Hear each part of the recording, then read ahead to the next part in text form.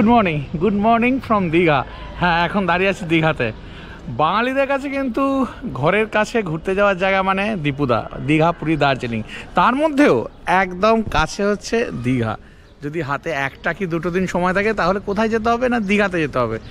দীঘাতে আসার কিন্তু তিনটে উপায় রয়েছে। একটা হচ্ছে নিজস্ব গাড়ি নিয়ে চলে আসতে পারেন, আর একটা হচ্ছে গাড়ি ভাড়া করে আসতে পারেন। মানে এই দুটোই একই উপায়। গাড়ি ভাড়া করে আসতে গেলে সেটা অনেকটা খরচা সাপেক্ষ। এর বাইরে হচ্ছে ট্রেন, কিন্তু ট্রেনের টিকিট পাবেন কীভাবে? ট্রেন তো মাত্র দুটো ডাইরেক্ট ট্রেন রয়েছে, তাম্রলিপ্ত আর কান্ডারি। ট্রেনের টিকিট পাওয়া দুর্বিষহ ব্যাপার। আর উপায় কী রইল না, বাস কিন্তু বিভিন্ন ক্যাটাগরির বাস রয়েছে এই দীঘায় আসার জন্য। কিন্তু আজকে এমন একটা বাস দেখাতে চলেছি যেটা আমি আগে কখনো দেখাইনি এই কলকাতা দীঘা রুটেতে। একদম এক্সক্লুসিভ একটা বাস, যাদের আগে আমি বাসের ভিডিও করেছি, মানে আগেকার যে বাস ছিল সেই বাসের ভিডিও করেছি। ভরপেটের 2x1 কনফিগারেশনে নতুন বাস এসে গেছে, সেটাও আবার সিটার কাম স্লিপার। সেই বাসটাই আজকে আপনাদেরকে আমি দেখাবো, আর সেই বাসেই আজকে আমি দীঘা থেকে জার্নি করব কলকাতা পর্যন্ত। তো সেই বাসের জার্নি কেমন হবে, এই বাসের ভাড়া কেমন রয়েছে, কোন রুট রয়েছে, সমস্ত কিছু আপনাদের সাথে আমি শেয়ার করব। তো চলুন বাসের এক্সটেরিয়ার আগে দেখিয়ে নেবো, ইন্টেরিয়ার দেখিয়ে নেবো, তারপরে জার্নি যখন হবে, জার্নি তো দেখাতেই থাকবো।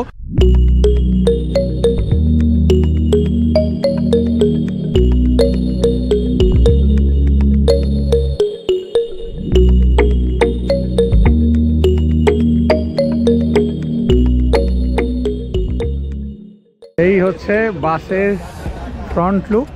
একদম দেখে মনে হবে 9600।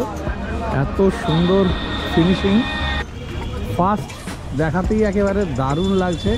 কালারটা একদম মেটালিক স্কাই, নর্মাল স্কাই না, মেটালিক স্কাই। আর তার মধ্যে এখানে এই ভরপেট লেখা রয়েছে ব্লু দিয়ে, দুর্দান্ত লাগছে। মানে এটা স্টিকারিং করা রয়েছে, একদম টিপিক্যাল 9600। এখানে হেডল্যাম্প রয়েছে, বিশাল একটা উইন্ডস্ক্রিন, একদম জাইগান্টিক। এখানে ওয়াইপার, একদম ভলভো 9600 মতো fully automatically adjustable rear view mirror রয়েছে। একেবারে ভলভো 9600 মতো লাগছে। শুধু এই লোগোটা না দেখলে বোঝা যাবে না এটা ভলভো না। এই যে সুরাজ মেড বলে এখানে সুরাজের এখানে লোগো করা রয়েছে, এখানে সুরাজের ব্র্যান্ডিংও কিন্তু রয়েছে। আর এই হচ্ছে ব্যাক প্রোফাইল, একদম উপরের দিকে রিভার্স পার্কিং ক্যামেরা রয়েছে, তারপরে এই ভরপেট লেখা, আর এখানে এই এমার্জেন্সি গেট রয়েছে। একদম 9600 টিপিক্যাল টেল ল্যাম্প রয়েছে। এই পাশের নাম্বার WB31AA7977। এই হচ্ছে সাইড প্রোফাইল বাসের, এখানে পুরো ভরপেট লেখা রয়েছে। দেখতে তো দারুণ লাগছে, বিউটিফুল কালার, পুরো স্কাই কালারের, আর তার মধ্যে ব্লু দিয়ে লেখা ভরপেট। এবারে বাসের ইন্টেরিয়ারে যাচ্ছি। এই হচ্ছে পাইলট কেবিন, টাটার বাস এটা পাইলট কেবিন। এখানে একটা ফ্যান রয়েছে, এদিকে লাইট রয়েছে, এদিকে সিসিটিভি ক্যামেরা রয়েছে, এখানে বসার ব্যবস্থা রয়েছে, আর এখানেও স্টাফেদের বসার ব্যবস্থা রয়েছে। এখানে ফার্স্ট এড বক্স রয়েছে, আর এখানে এই 2x1 কনফিগারেশনে বাসটা রয়েছে। বেশ চড়া সিট রয়েছে 2x1 কনফিগারেশনে। আবার এদিকে বার্থও কিন্তু রয়েছে 2x1 কনফিগারেশনে। বেশ চড়া সিট। আমি একদম প্রথম থেকে শেষ পর্যন্ত যাচ্ছি। একদম লাস্টেও এখানে কিন্তু সিসিটিভি ক্যামেরা রয়েছে, আবার এদিকে এমার্জেন্সি এক্সিট রয়েছে। বেশ ভালো। এখানে স্লিপার রয়েছে টোটাল 18টা, আর এদিকে সিটার রয়েছে 35টা। এদিকে কিন্তু যদি দেখাই, ওর উইন্ডোর পাশে এদিকে কার্টেন রয়েছে, আর ওপরের দিকেও কিন্তু এই এল এর দিকে কার্টেন রয়েছে, আবার উইন্ডোর পাশেও কিন্তু কার্টেন রয়েছে। এবারে সিট যদি দেখাই, একদম দারুণ ব্যাকরেস্ট, দারুণ হেডরেস্ট, যথেষ্ট উইড রয়েছে, বেশ চওড়া এই সিটগুলো। এই যেমন দেখা যাচ্ছে, এদিকে আর্মরেস্ট রয়েছে, এইদিকে আর্মরেস্ট রয়েছে, এখানে USB পোর্ট দুখানা, এইদিকে রয়েছে মোবাইল হোল্ডার, এখানে ধরে বসার জন্য হ্যান্ডেল রয়েছে, এখানে বটল হোল্ডার, এখানে ম্যাগাজিন হোল্ডার। এই সিটটা আমি রিক্লাইন করে দেখাচ্ছি। এতটা পর্যন্ত সিট রিক্লাইন হচ্ছে, মানে যথেষ্ট সিট রিক্লাইন হচ্ছে। এবার আমি বসে দেখাচ্ছি সিটেতে, যে সামনের সিটটা রিক্লাইন করলে পেছনের সিটে যে বসবে তার নিরুম কতটা থাকছে। এই সামনের সিটটা আমি কিন্তু পুরো রিক্লাইন করেছি, তারপরেও কিন্তু যথেষ্ট নিরুম রয়েছে। এখানে ফুটরেস্ট রয়েছে, মানে বসতে কোনো অসুবিধাই নেই।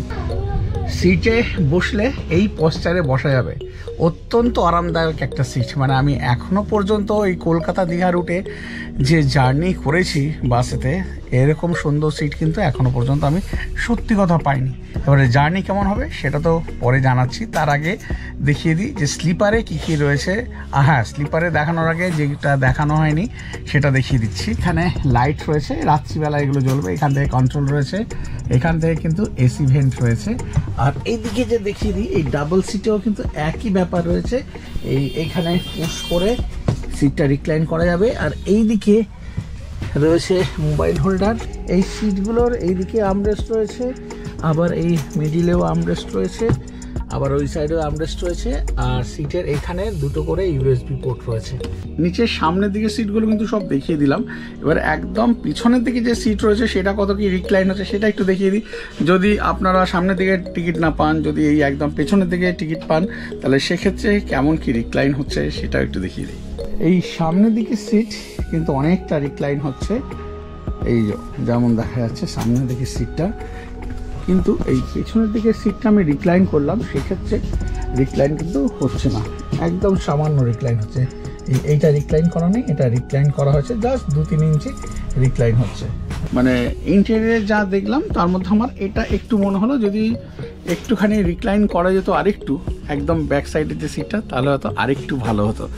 আর তাছাড়া এই সিটগুলো নিয়ে তো কোনো কিছু বলারই নেই, মানে এতটাই রিক্লাইন হয়েছে ভাবার বাইরে, খুবই সুন্দর। বাসের একদম পেছনের দিকে এদিকে এমার্জেন্সি এক্সিট রয়েছে, রয়েছে সিসিটিভি ক্যামেরা। আবার এদিকেও সামনের দিকে এখানে এমার্জেন্সি এক্সিট রয়েছে, এখানে রয়েছে সেন্ট্রালাইজড এসি ভেন্ট। আর একদম সামনের দিকে এখানেও কিন্তু একটা সিসিটিভি ক্যামেরা রয়েছে। এবারে দেখিয়ে দিই এই আপার বাথ কেমন কী রয়েছে। এখানে ল্যাডার রয়েছে, এই ল্যাডার দিয়ে ওপরের দিকে উঠতে হবে, উঠে এইখানে এই শোয়া যাবে। দুজনের জন্য দুটো বেড রয়েছে, এখানে ধরে ওঠার জন্য এখানে হ্যান্ডেল রয়েছে, এই বক্সে শু রাখতে পারেন বা যে কোনো কিছু রাখতে পারেন। এই ল্যাডার দিয়ে উঠে তো ওপরে শুয়ে পড়তে পারবেন। এখানে গার্ড করা রয়েছে যাতে চলন্ত অবস্থায় কোনো প্যাসেঞ্জার নিচে পড়ে না যান। একদম উঠে বসে পড়েছি, বসে পড়ে দেখাচ্ছি যে এখানে হেডরুম কতটা হেডরুম। আমি কিন্তু স্ট্রেটভাবে বসে রয়েছি, আমার 5-6 হাইট, আমার থেকে আরও 2 ইঞ্চি কি 3 ইঞ্চি লম্বা হলেও মানুষের অসুবিধা হবে না। হেডরুম কিন্তু যথেষ্ট রয়েছে, আর যথেষ্ট চওড়া সিট, যেহেতু 2x1 কনফিগারেশনে বার্থ রয়েছে সেই কারণে যথেষ্ট চওড়া সিট রয়েছে। এইদিকে কিন্তু দুজন প্যাসেঞ্জারের জন্য দুটো মোবাইল হোল্ডার রয়েছে, এখানে দুটো ইউএসবি পোর্ট রয়েছে, এইদিকে এসি ভেন্ট রয়েছে একটা, আবার ওইদিকে পায়ের দিকেও একটা এসি ভেন্ট রয়েছে, এইদিকে রিডিং ল্যাম্প রয়েছে, এইদিকেও রয়েছে, আবার এইদিকেও রয়েছে। আর তো সেভাবে কিছু দেখানোর নেই, মানে কমফোর্ট লেভেল একদম চূড়ান্ত। মানে কলকাতা দীঘা রুটে এরকম স্লিপার বাসের আমি ভিডিও এর আগে কখনো করিনি, এত কমফোর্টেবল এই সিটগুলো, আর বসেও বেশ আরাম লাগছে। আর একটা কথা বলে দিই, এই যিনি শোবেন তার জন্য এখানে এই পিলো মতো করা রয়েছে, এই যে পিলো মতো রয়েছে এখানটায়, আর এখানে কিন্তু বসার জন্য ব্যাক রেস্টও কিন্তু রয়েছে।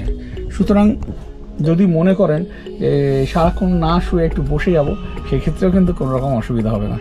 যথেষ্ট সুন্দর একটা বাস, মানে যেমন বাইরে থেকে দেখতে তেমন ভেতর থেকেও খুবই সুন্দর, দারুণ লাগলো। এরপরে তো যখন জার্নি হবে, জার্নি কেমন হচ্ছে সেটা তো নিশ্চয়ই জানাবো। যাদের কাছে ছোট ছোট লাগেজ থাকবে তারা তো লাগেজ ভেতরে রেখে দেবেন, আর যাদের কাছে বড় লাগেজ থাকবে তারা কিন্তু এইখানে জায়গা রয়েছে, সেখানে এই বাসের ডিকিতে রেখে দিতে পারবেন। এইখানে রয়েছে এই বাসের ডিকিতে জায়গা রয়েছে, এখানে লাগেজ রেখে দেওয়া যাবে। এখানে যেমন থাকে এখানে ট্যাগ দিয়ে দেওয়া হচ্ছে, এই ট্যাগ একটা ব্যাগে লাগানো থাকছে, আর তার একটা পার্ট আপনাদের কাছে দিয়ে দেওয়া হবে। এই নামার সময় ওই পার্টটা দেখিয়ে আপনার লাগেজটা কালেক্ট করে নেবেন। ঘড়িতে একেবারে কাটায় 9:30, ভরপেটে 2x1, এই যে একদম ভলভো 9600 মতো একদম ব্র্যান্ড নিউ বাসে আমি দীঘা থেকে কলকাতা পর্যন্ত যাচ্ছি। সেই বাসের জার্নি শুরু হয়ে গেল। প্রথমে আমরা নিউ দীঘা থেকে যাচ্ছি ওল্ড দীঘাতে। আজকে আমাদের এখানে পাইলট আছেন এই দাদা একটু নামটা বলে দিন আপনার। অভিজিৎ। আর কত বছর এই প্রফেশনে? 10 বছর। আর ভরপেটের সাথে কিছুদিন হলো। আচ্ছা। আর এইদিকে অ্যাটেন্ডেন্ট দাদা আছে, নাম বলে দিন। প্রসেনজিৎ পাত্র। আচ্ছা, ভরপেটের সাথেই? হ্যাঁ। মানে কতদিন? বেশি দিন নয়, রিসেন্ট। আচ্ছা, রিসেন্টলি। এদিকে এই জগন্নাথ মন্দির তৈরি হচ্ছে, শুনছি এই বছরেই অক্ষয় তৃতীয়ার দিন উদ্বোধন হবে। চেষ্টা করবো আসার। আমি তো আসি প্রায় প্রতি মাসেই আসছি দীঘাতে আপনাদেরকে নতুন নতুন বাস জার্নি দেখানোর জন্য। বাস জার্নি হোক আর নাই হোক, ওই দিনটা আমি আসার চেষ্টা করব, এখানে থাকার চেষ্টা করব। নীল আর সাদা রং দিয়ে খুব সুন্দর এখানে রঙিন করে তুলেছে।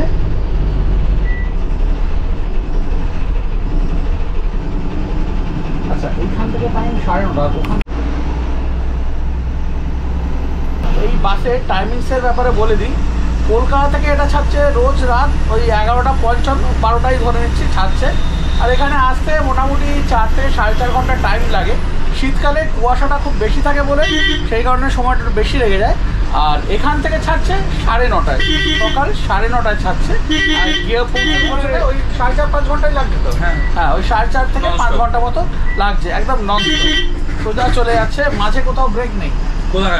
ওই কোলাঘাটে একবার শুধু ব্রেক দেবে, এই টুকটাক একটু খাওয়ার জন্য কি একটু ফ্রেশ হয়ে নেওয়ার জন্য। আমরা প্রায় ঢুকে গেছি, প্রায় বলতে ওল্ড দীঘাতে ঢুকেই গেছি। এখান থেকে যে প্যাসেঞ্জার ওঠার আছে তাদেরকে তুলে নিয়ে আবার আমরা বেরিয়ে যাবো।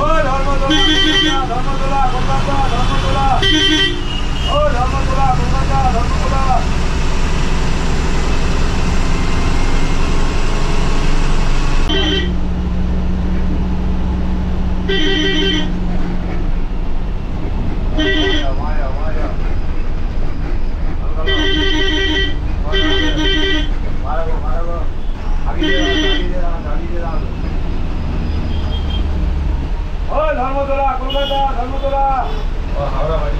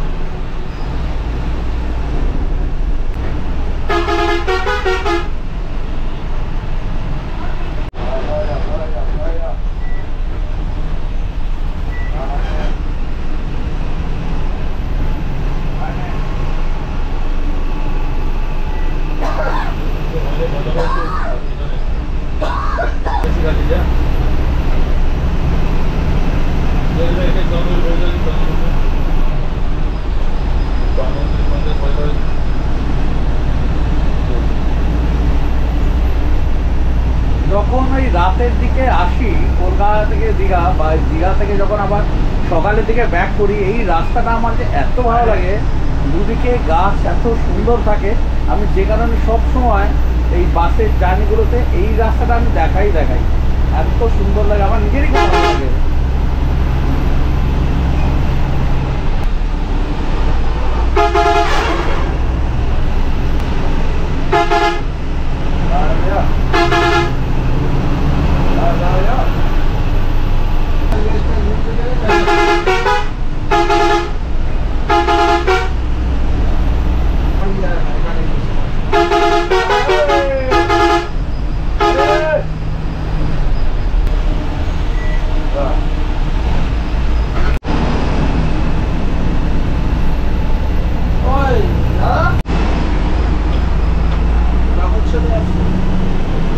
চলে আসছে।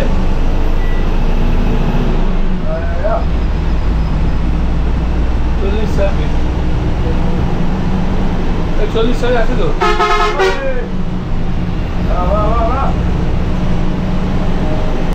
এবারে একটা কথা বলি যে আমি এবারে আমার সিটে গিয়ে বসছি। ভলভোর যেহেতু ব্যাকে ইঞ্জিন থাকে, যে কারণে সামনে ভিডিও করতে অতটা অসুবিধা হয় না পাইলট কেবিনে। কিন্তু যেহেতু এখানে পাইলট কেবিনে স্পেস কম সামনে ইঞ্জিন হওয়ার জন্য, এখানে যদি আমি বেশিক্ষণ থাকি তাহলে কিন্তু সকলেরই একটু অসুবিধা হবে। যে কারণে এই মাঝে মাঝে আমি একটু করে ভিডিও দেখাবো। আবার সিটে গিয়ে বসি, আবার কিছুক্ষণ পরে আবার দেখাবো। ঠিক আছে, চলো। জার্নি তো চলছে। জার্নির ব্যাপারে যদি বলি, মানে এখনো পর্যন্ত আমি এই রুটে যত বাস করেছি, মানে কলকাতা দীঘা রুটে যত বাস করেছি, আমার মনে হচ্ছে দিস ইজ দ্য বেস্ট। এত ভালো সাসপেনশন, মানে কিছু বোঝাই যাচ্ছে না। আর সিট এতটাই, সিটের উইথ এতটাই রয়েছে যে একদম আমি এত মোটা মানুষ, কিন্তু আমার কোনো অসুবিধাই হচ্ছে না। নিরুম, মানে সাংঘাতিক। আমি ফার্স্ট সিটটায় বসেছি, পেছনের সিটগুলো তো দেখিয়েছি নিরুম কতটা। আমি ফার্স্ট সিটটায় বসেছি, সিটটাকে রিক্লাইন করে কতটা নিরুম আমি দেখাচ্ছি। এই জাস্ট এখানে আমার এই নি আর এই এতটা স্পেস। দারুণ চিলিং, ফাস্ট চার্জিং, সব কিছু মিলিয়ে দুর্দান্ত। গাড়ি কোনো জার্কিং নেই, মানে আমার তো এখনো পর্যন্ত সেরা মনে হচ্ছে এই রুটে। প্রথমত 2x1 এই রুটে আমি এখনো পর্যন্ত পাইনি, এটা ফার্স্ট টাইম পেলাম। আর সেরকম আরামদায়ক জার্নি হচ্ছে, মানে হাইলি রেকমেন্ডেড। মোটামুটি এটার ফেয়ার সোম থেকে বৃহস্পতিবার পর্যন্ত সিটারে হচ্ছে 300 টাকার মতো, আর স্লিপারে 400 টাকার মতো। কিন্তু শুক্র শনি রবিবার রেটটা কিন্তু ভ্যারি করে, মানে তখন কিন্তু অনেকটাই বেড়ে যায়। কারণ তোমরা জানো যে এইসব বাসে কিন্তু ডাইনামিক ফেয়ার, ভাড়া কিন্তু সিজন অনুযায়ী বাড়ে, আবার সিজন অনুযায়ী কমে। সরকারি বাসের মতো কিন্তু কোনো ফিক্সড ফেয়ার এদের হয় না। তাই এইটাই কিন্তু শুক্র শনি রবিবারে 500-600 উঠে যায়, যেটা শুনছি। যাই হোক, বেশ ভালো জার্নি হচ্ছে। চলো, এখনো পর্যন্ত আমরা কোলাঘাট পৌঁছইনি। গাড়ি কিন্তু 80 লক। কোলাঘাট পৌঁছবো, পৌঁছে আবার তারপর তোমাদের সাথে দেখা হচ্ছে। খুব একটা ভিডিও করছি না, কেবিন খুবই ছোট, তার মধ্যে 3 জন মানুষ রয়েছে। তাছাড়া আমি কীভাবে করতে পারছি না, যেটুকুনি পারছি তোমাদেরকে দেখাচ্ছি।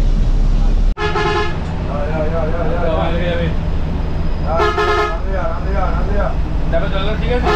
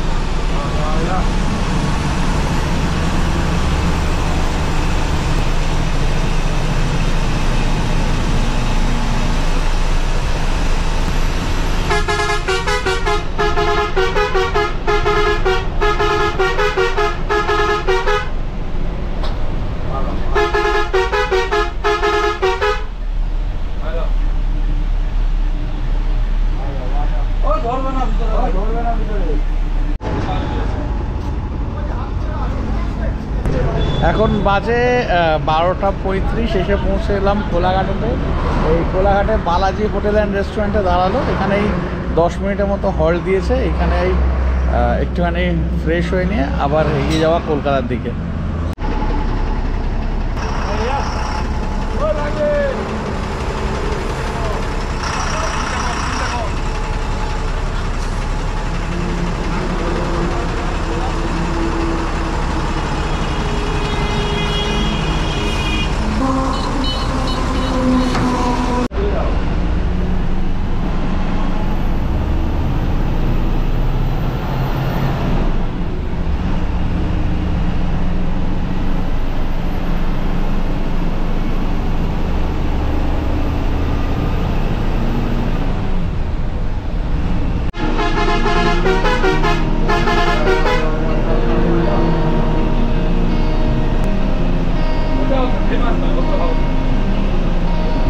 কালারটাও ভালো ছিল, এটা বেশি ভালো।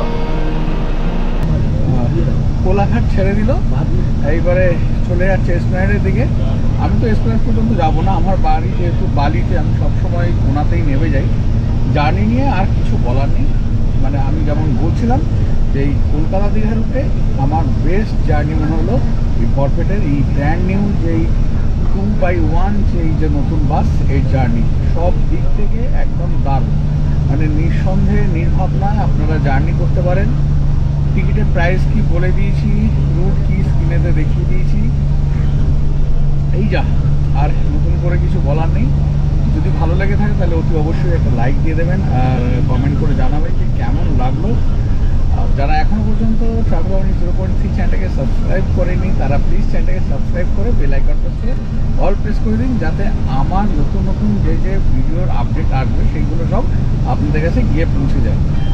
জানি আমি তো খুব একটা বেশি দেখালাম না, কারণ স্পেস কম, কেবিনের স্পেস কম হওয়ার জন্য ওইখানে বসতে অসুবিধা, দাঁড়াতে অসুবিধা, সেই কারণে খুব একটা বেশি দেখাতে পারলাম না। যাই হোক, মোটের ওপর জার্নি বেশ ভালো ছিল। তাহলে আজকে ভিডিওটা এখানেই শেষ করছি, আবার দেখা হচ্ছে পরের দিন নতুন কোনো ভিডিও নিয়ে। সকলের কাছ থেকে বিদায় নিচ্ছি।